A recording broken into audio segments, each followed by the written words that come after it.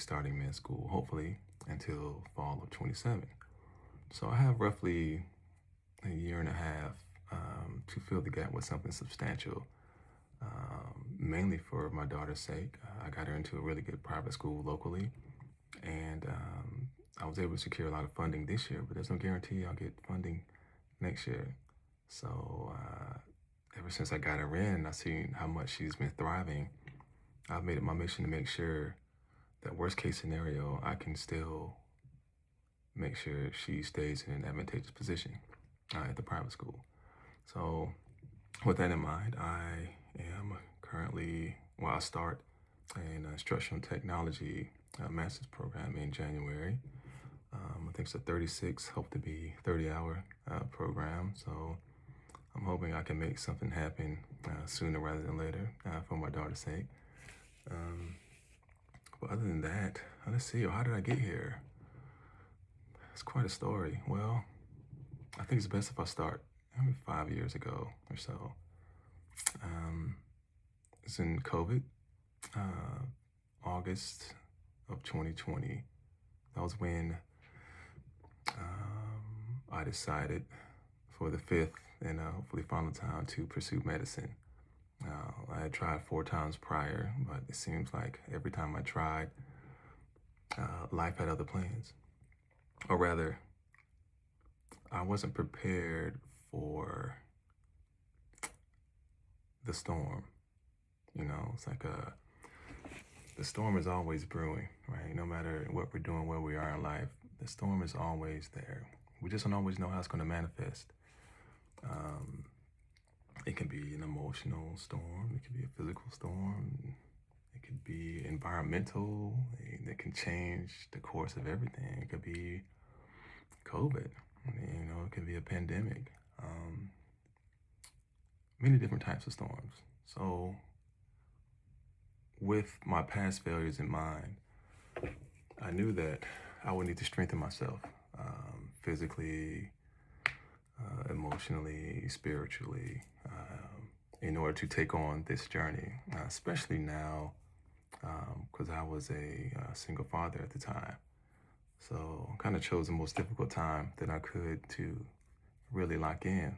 But it was one of the best decisions I've ever made. So back in 2020, it was COVID, right? Everyone was separated, and it was kind of ideal situation for me. I thought that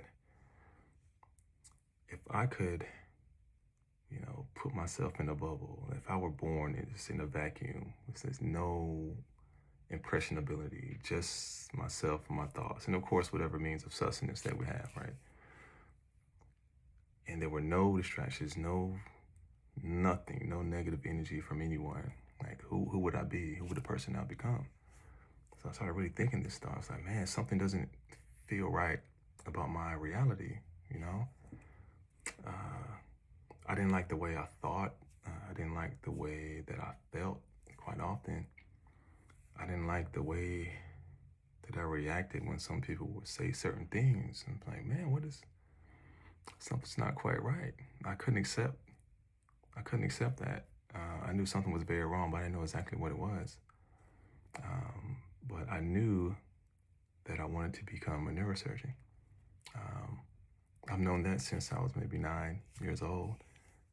My grandmother, who I'm sure I'll probably speak about at some point. If I do continue this, I don't see why I would not. She took me to a book signing. It was Gifted Hands. It's Ben Carson. And I just remember distinctly how much pride she had when she looked at him. Like, man, I wonder what that would feel like if my grandmother looked at me with that much pride. So I was like, okay, well, I just become a neurosurgeon, right? Like, it's easy. And that's what I want to do. So in order to prepare to become a neurosurgeon, I told myself, I convinced myself that I needed to have a steady hand. So how do you practice? How do you practice having a steady hand, right? And this is a theme that, as I speak more, you'll start to recognize certain patterns that I established at a very young age. But looking back, I now realize I had much of what I am today, I had way back then. I just didn't believe it or understand the magnitude of which I had certain virtues.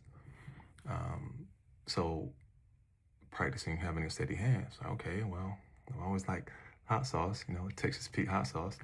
So I would get the heavy bottle with my little 9-year-old hands. I was always kind of a bigger kid, but I would just practice making designs on my food with a Texas Pete bottle because I don't know. I thought that would be an awesome way to practice having a steady hand. Like you're holding something heavy, probably too heavy for me, but with precision. And it started there. And as I got to high school, I had a cousin who used to cut our hair. And I saw this as another opportunity to practice handling a piece of machinery with precision. And if you know, like cutting someone's hair, you can't mess up the hair. So, I mean, the piece of machinery is vibrating, right? Like you got to be on point. Um, so the thought was always in the back of my mind, okay, I need to have a steady hand, steady hand. So that's how, I mean, there's more, right? But that's how this path toward neurosurgery began for me. It started with my grandmother. So fast forward, it's 2020, it's in COVID. I knew what I wanted to do. Like I just got out of a relationship, which freed up the capacity that it took to kind of just keep everything together and not let anything bad or negative manifest in the eyes of my child. It's my daughter. She's 10 now. I think she had just turned 5 at the time.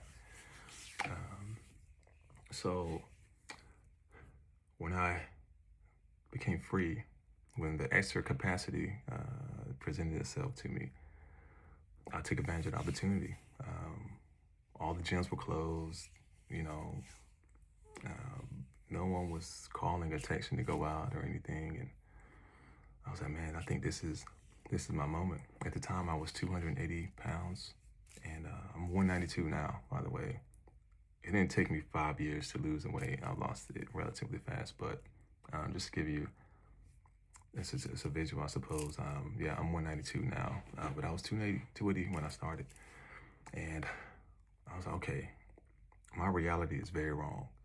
I need to figure this out. Like, how do I need answers, but I didn't know where to look. I've always needed help, just a little bit of guidance and help, but I didn't know where to look and who to ask, or maybe how to ask it. I think it might go back to when I was younger. I had a older brother who seemed like, he required more of the family's emotional resources, right? And I remember thinking like, man, I don't want to cause stress or strain to my mom and other family members, like I want to be an easy child. Like I want to be easy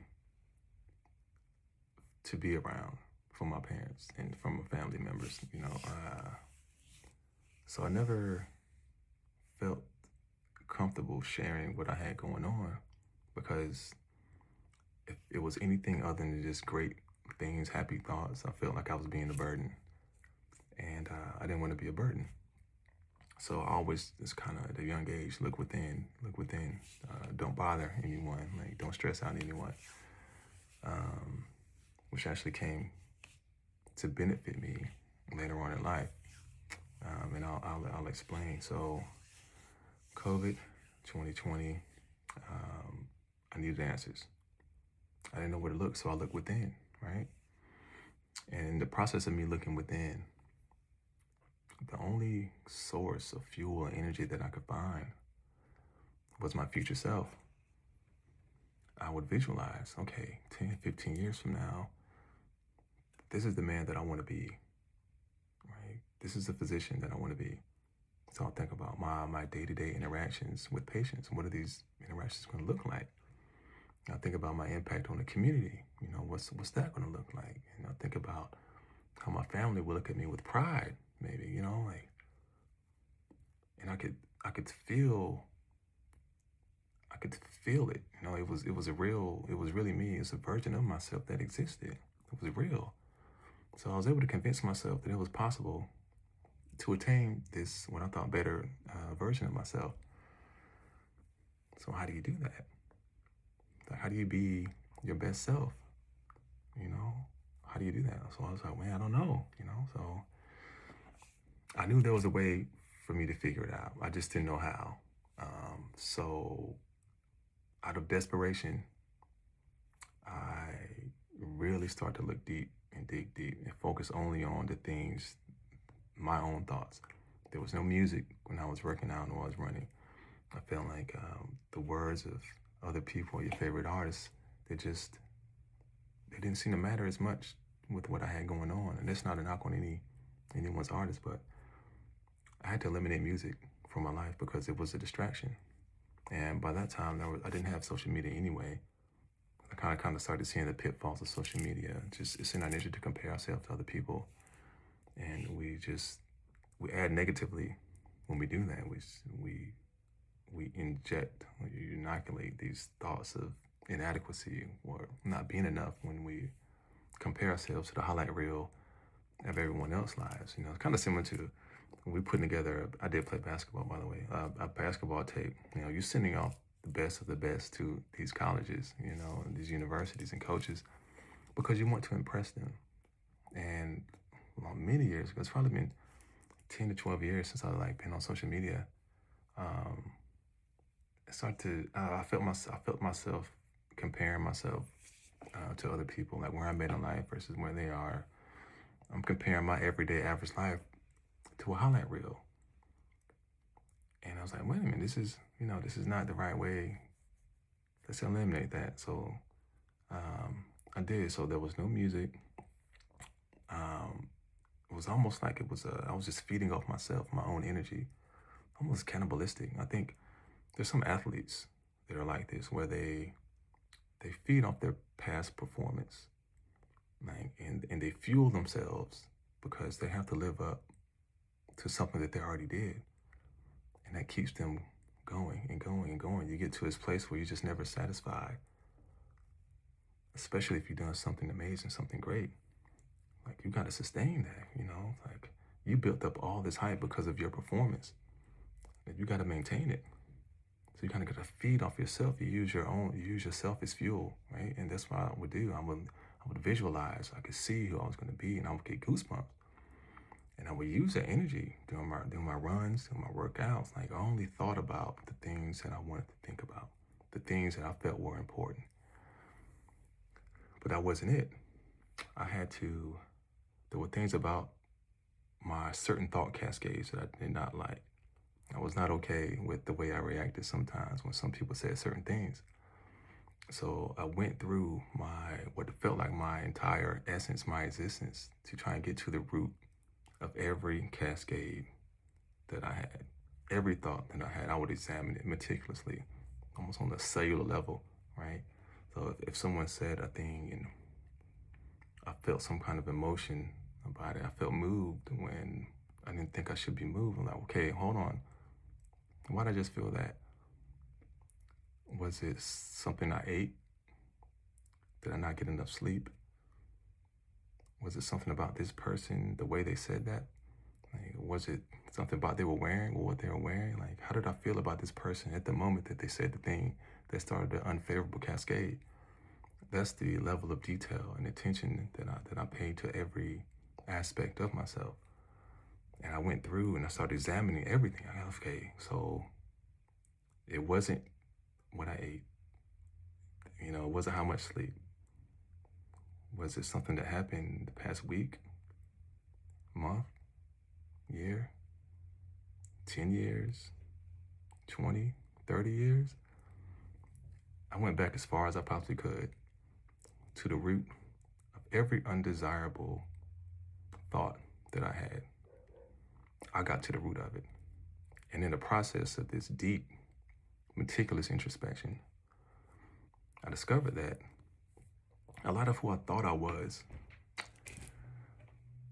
not innate. It was crafted, or it was constructed. And the more and more I thought about it, I realized it was a lot of who I thought I was just the reflection of what other people's opinion of me was from a very young age. That's something that we do. We use the way we are treated to form opinions of ourselves, right? And and I came to the realization that, man, I was constructed a specific way, a way that I don't like. I was like, well, what can be constructed can be deconstructed and reconstructed again. So I did that. I didn't know exactly what I was doing on a cellular level until I started taking some of the high level neuroscience courses. But um, yeah, I just rebuilt myself piece by piece into the physician that I want to be 10, 15 years from now. Um, I didn't skip a thing. I addressed everything, absolutely everything. And yeah, now I'm the man. I'm exactly who I need to be the best version of myself, to be able to provide the best service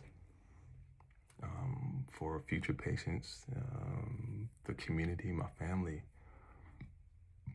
I need to be solid, you know, just across the board. And yeah, it was quite a beautiful journey. It's quite a beautiful journey of discovery within myself. Like, it's like after I did all this work on myself, I felt like I was seeing things with new eyes. It's almost like I was experiencing a new birth. It's like, man, I almost never existed, you know? I almost never existed. And that's scary. I think that's something that happens for a lot of people. You're not surrounded by necessarily what you need, and you don't even know what's missing. And I realized that was happening to me. I was trying to be normal. I was trying to simulate normalcy. Like I was trying to fit in to what was normal in my environment. But that reality just was not the reality that I could accept. And it was just all wrong. So I set about changing the nature of my reality. And I was successful. And it just so happened that, you know, my daughter, she was 5, and the age when she's her most impressionable self, she got to see the best version of me, you know, and she's not going to have to, she hasn't yet had to go through a lot of things that I've had to go through. Now, anything is possible. Like, we can't, as parents, prevent things from happening. I realize this. I hope you do too. But yeah, we can't stop everything from happening. Like, the best we can hope to do is set a solid of enough foundation so that when the storm comes, their perspective storm, like, they'll be steadfast. They'll be able to survive the storm. You know, they might teeter here and there, lose balance a little bit, but if the foundation is solid, it's something you can definitely build off of. Yeah, so in COVID 2020, I was working. I started working part time, going to a community college, and I took all the courses I need there before transferring her up to ECU to finish my degree in sociology, neuroscience, and the pre-med requirements.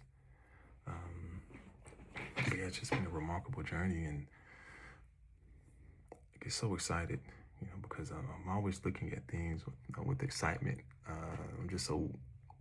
I'm so happy and lucky to have found myself. I'm extremely fortunate that everything played out exactly as it did.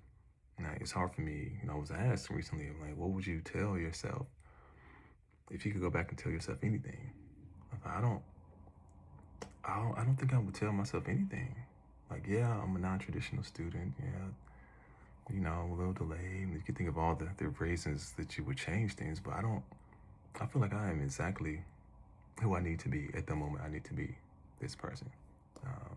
There are no mistakes, right? Like, yeah, I don't think I could possibly be a better version of myself. And I mean that. And it's not something that I need other people to validate. This is something that I know within myself, right? So yeah, it's just been a remarkable journey all the way. And one of the things that I discovered when I was in this moment of deep introspection and working on myself, I felt like I needed like a set of guideposts, so to speak. Like I needed something a set of values or beliefs that was unique to me. And I think I landed on something that was quite substantial for me. It's really based off three tenets. So we have, well, maybe more like three and a half. I'll explain. So we have balance, peace, and harmony. And then there's humility kind of sprinkled about. So like three and a half. So we talk about balance, balance. I think it's key and vital in all aspects of our lives. It's just physically, emotionally, spiritually. It's good to be able to see both ends of the spectrum, right?